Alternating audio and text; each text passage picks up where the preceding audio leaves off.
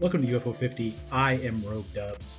This will be an ongoing series on the channel where I will beat every UFO 50 game in order. Little intro here on the game if you're not familiar with it. It was designed by a team led by Derek Yu, who is a legendary designer who's known primarily for Spelunky and Spelunky 2, which are rogue-like games, which is kind of rare in the modern scene. A game where you do not carry anything forward on future runs when you start a new run. That's a unique thing about Spelunky, with most games being roguelites now, where you kind of make some progress between runs. So the game is comprised of 50 video games in one, and they all have this accompanying lore of the company, the fictional company that made the games in the early to mid 80s. So the aesthetics, controls, and design of these games will be emulating that era, meaning, you know, kind of low poly, brutal difficulty, music that's very similar. So, you know, these are going to be more edited videos on the channel as opposed to my normal Let's Play style. There'll be voiceover for the most part. It'll be sort of a broad discussion of the game. It'll be one video per game. So just to let you know what to expect going forward here. So that's enough of the intro out of the way, other than to say, make sure you're subscribed to the channel so you don't miss the next upload if you're interested in this series. And also the tier list I'm going to make down the line of all 50 games once I've completed all of them. So with that out of the way, let's jump into the first game, Barbuta. When you first load up Barbuta, there is no introduction, no tutorial, no helpful spirit telling you where to go. You're simply facing a direction on a platform. So you walk forward. Consider that. This is the first impression of this video game for a modern audience. This game came out in September of 2024, and you greet them with a block to the head. That is telling the player what they are in for, not only in this game, but going forward. Maybe you try going the other way. That direction has ladders that lead nowhere, or to gaps that are too far to jump across.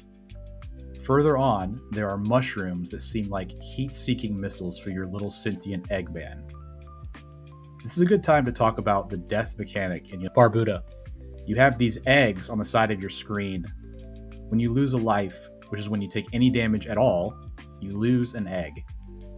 You are spawned in a set location on each screen. Because of how the enemies behave, mostly randomly, you can easily find yourself in a cycle of spawning and dying several times in a row. And the game has no checkpoints or save state function. If you die with no eggs remaining, the game is over and you are reset to the beginning. Very Derek Yu-like, very Spelunky-like, very Rogue-like. Pause for laughter. Each time you game over, you, or at least I, am reminded of how slow this little dude moves.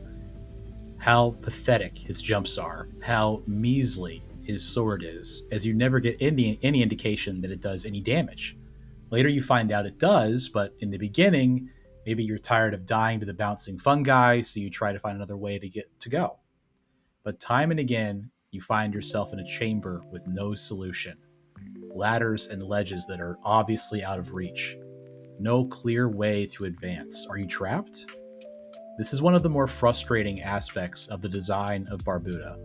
Even though the level designs are quite simple and the layout doesn't seem complicated, it is that precise monotony that confuses you. Where's that chamber again with the ladder that I haven't tried yet? Did I try this one already? Where does this lead again?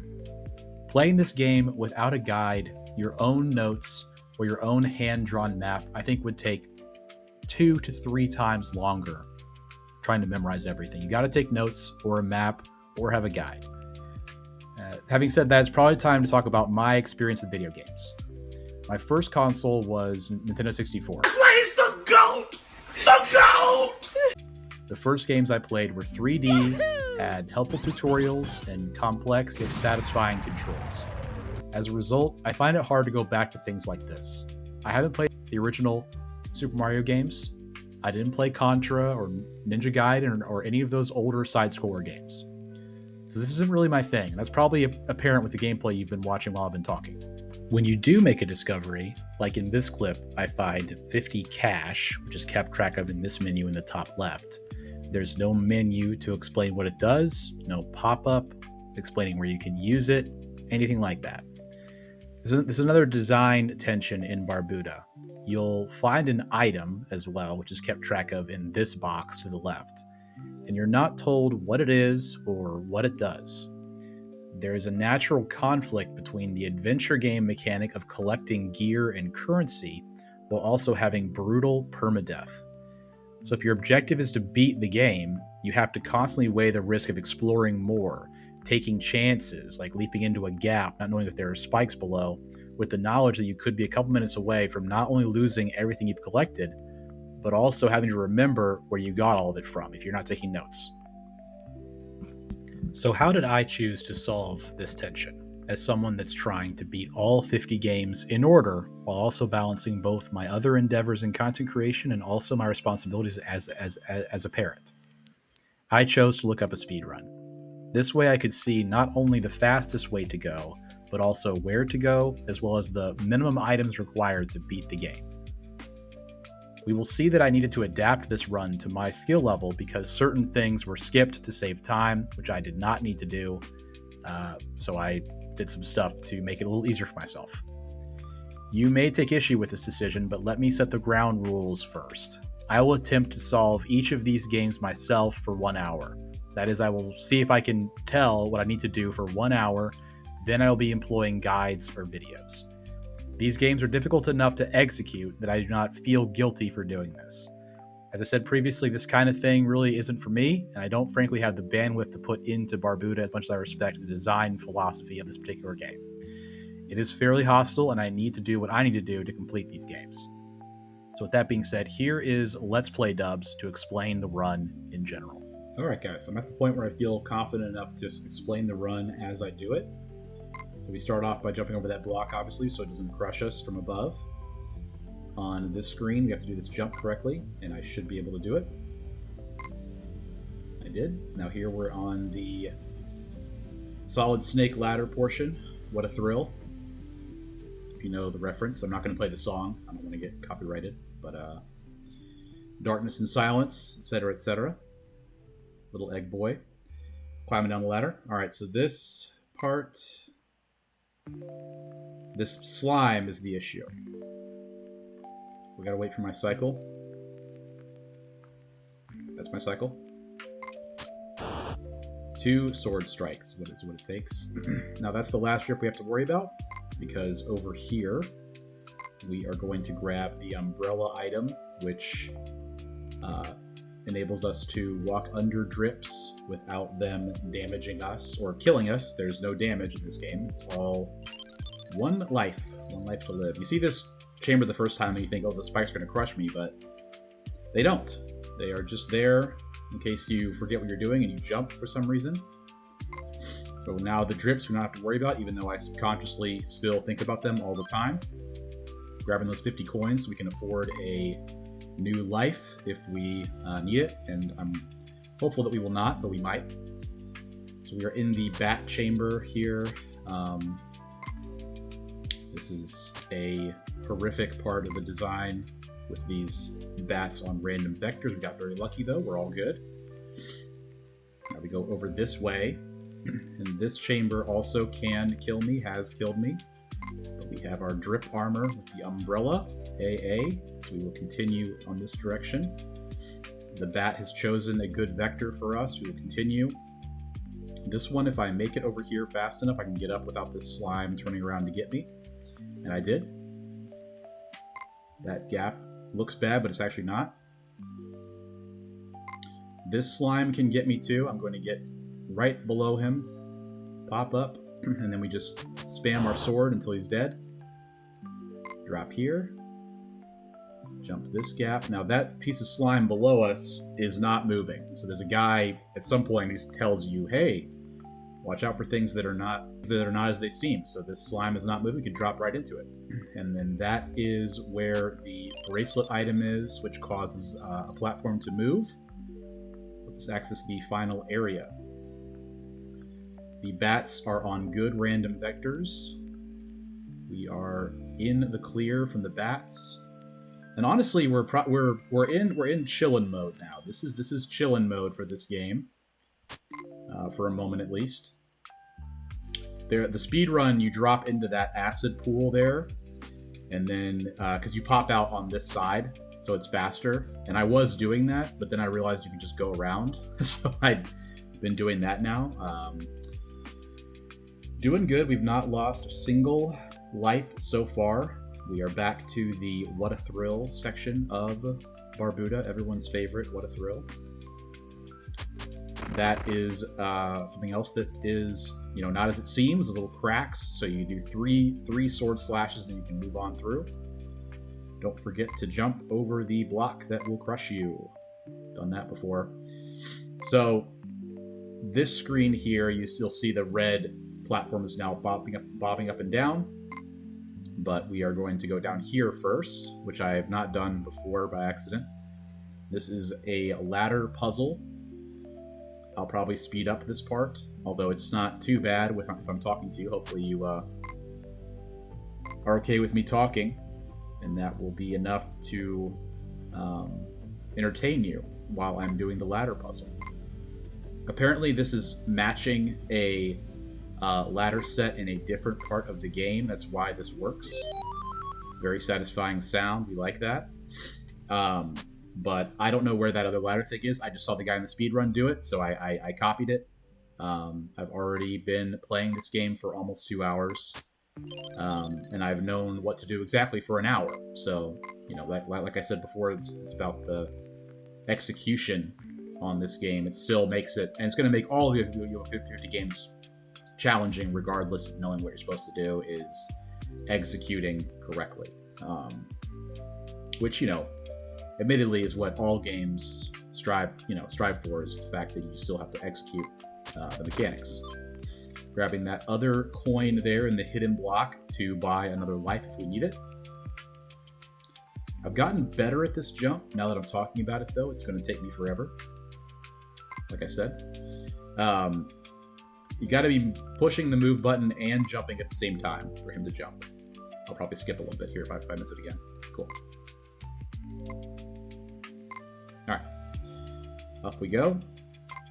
Alright. This is... the next screen has been my kill screen. Many times. I've died many times here. The first platform is not safe. You are not safe on it, so you have to time it correctly with the second platform. And the key is to jump on as it's coming down, not as it's coming up. Because if you do it while it's coming up, you're going to get stuck. So I'm not going to go this time, I'm going to go the next time.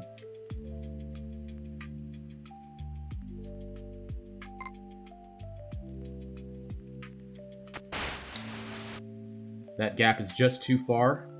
You're not able to jump across it. You're not able to drop across it. I forgot about that. So we will wait once again. Not this time, but the next time.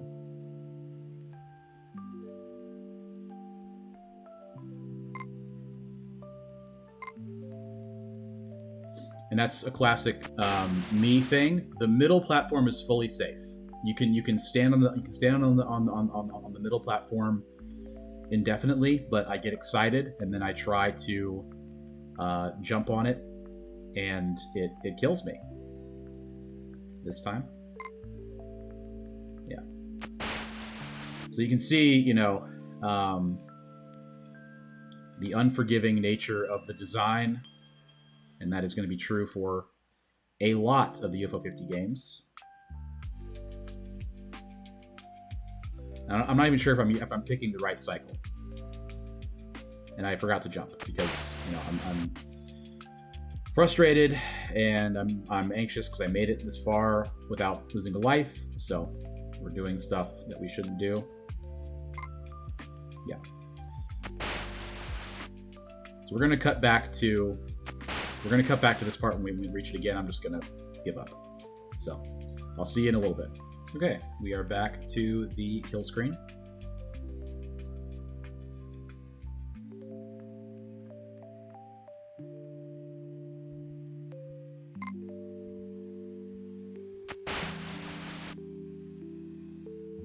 Let me try the cycle after this one. I've been going on this cycle. I think I should go after I should go on the next one. Nope. I'm just bad. Okay, I'm safe. I'm safe. I'm safe. I'm safe. I'm safe. That jump is easy. You just okay. Normally you can just drop down from that platform. I guess I just didn't go fast enough. Yeah. Okay.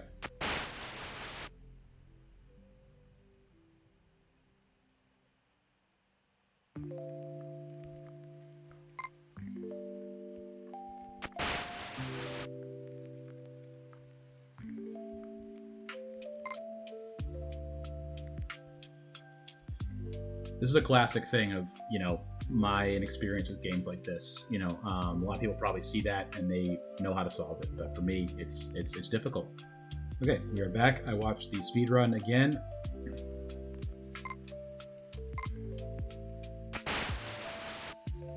Yeah, terrible timing. See, that's what happens to me. I forget that you're supposed to, you know, wait for the video game.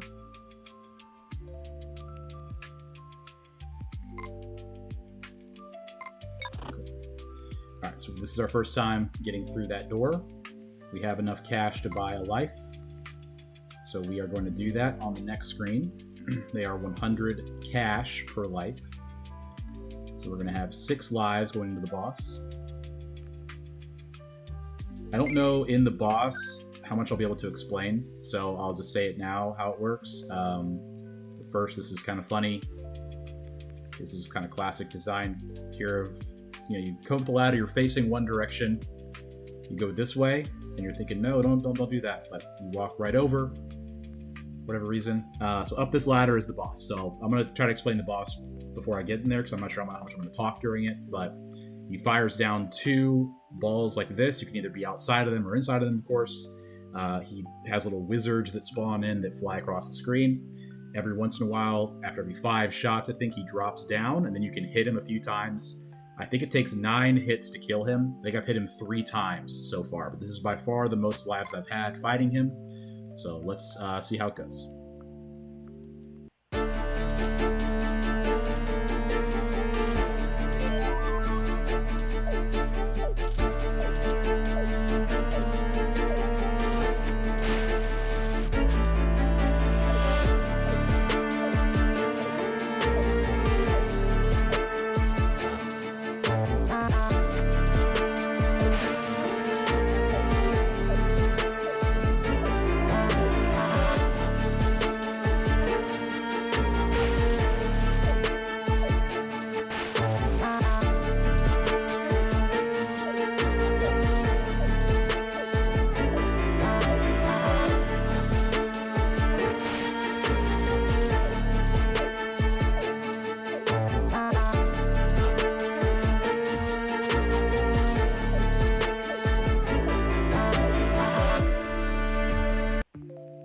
Yeah.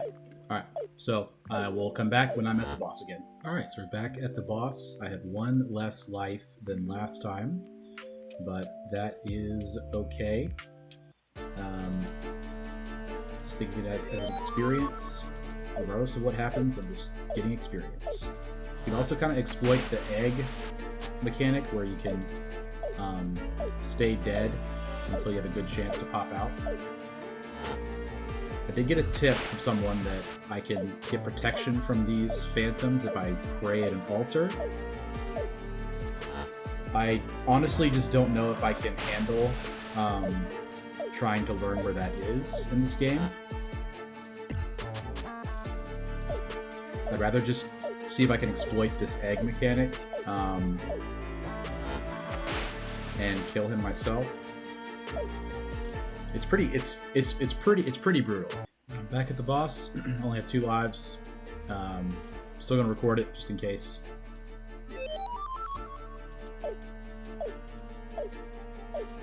Yeah.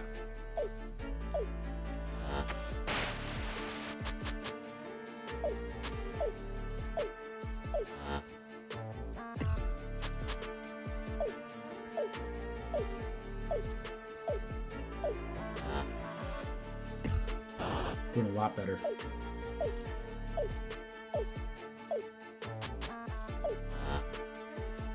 It's okay. I looked up where the altar is. You jump over to this platform, and then you got to jump on this one.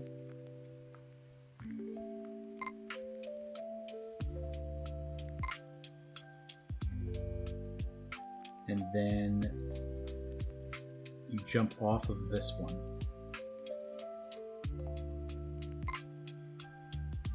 Look it up to be sure. Yes, so you get on this platform, you jump as far as you can off to the left.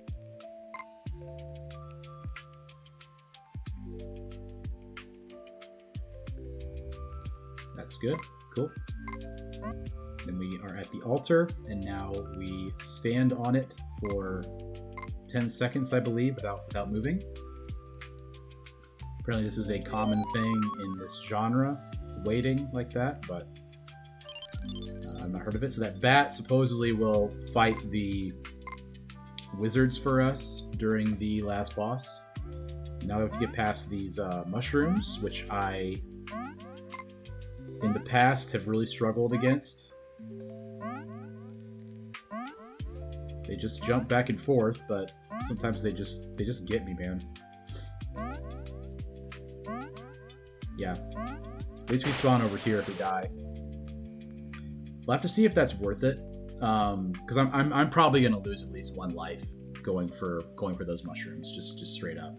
So we'll see if it's worth it. All right, on this attempt, I have got 4 lives total. I have got the bat medallion to defend me against the shades. Let's see how the bat works.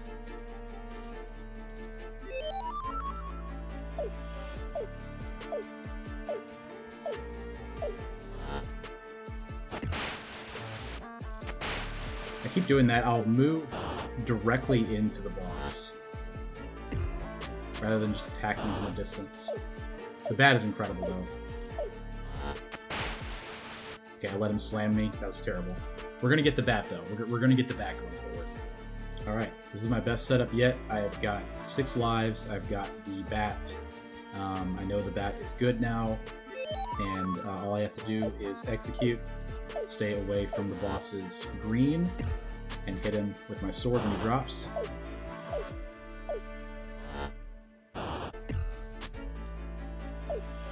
I believe those are counting as hits.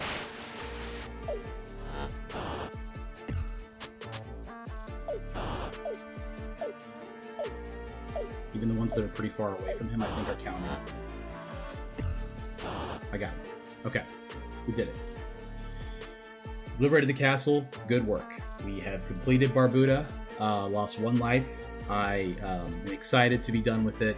Here is the reward for completing it. We have the golden cassette there. You can get a red one as well if you cherry a game, meaning that you do it perfectly, which in Barbuta's case, I think it's winning with full lives. We almost did that, but we did not. It's okay, though. So if you enjoyed this video, please consider subscribing to the channel. I'm planning on doing this entire block here, all 50 games. Would love to have you along for the ride. Let me know in the comments what you think of UFO50, what you think of Barbuta, and give this video a like if you don't mind. If you made it to the end, you clearly liked it. See you guys tomorrow.